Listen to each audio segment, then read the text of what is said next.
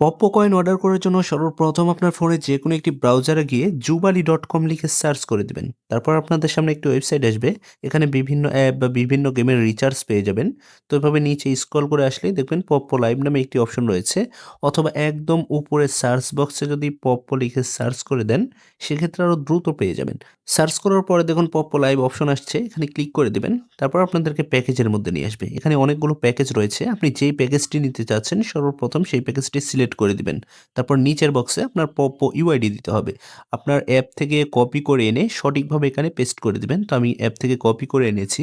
এখানে পেস্ট করে দিয়ে তারপর গো পেমেন্ট অপশনে ক্লিক করে দিবেন।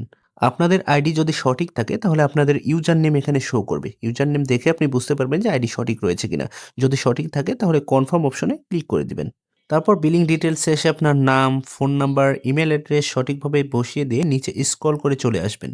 বিকাশ নগদের মাধ্যমে টাকা পাঠাতে চাইলে মোবাইল ব্যাংকিং অপশন সিলেক্ট করে নিচে গিয়ে প্লেস অর্ডার বাটনে ক্লিক করে দিবেন। তারপর যেই মাধ্যমে টাকা পাঠাতে চাচ্ছেন সেটা সিলেক্ট করবেন। আমি বিকাশ সিলেক্ট করে দিচ্ছি। তারপর বিকাশের ২ টা অপশন পাবেন। আমি পার্সোনাল সিলেক্ট করে দিচ্ছি।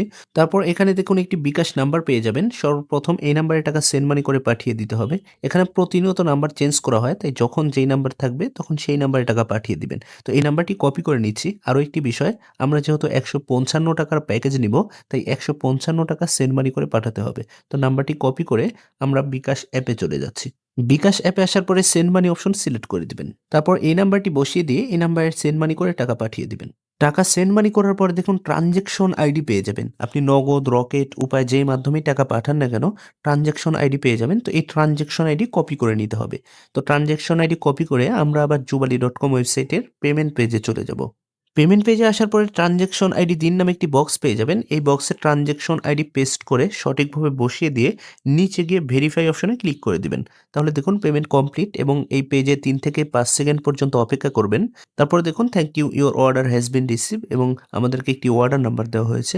তো এইভাবে খুব সহজেই পপ্পো লাইভ কয়েন অর্ডার করতে পারবেন। এই ভিডিওতে শুধুমাত্র পপ্পো লাইভ কয়েন দিয়ে দেখিয়ে দেওয়া হয়েছে।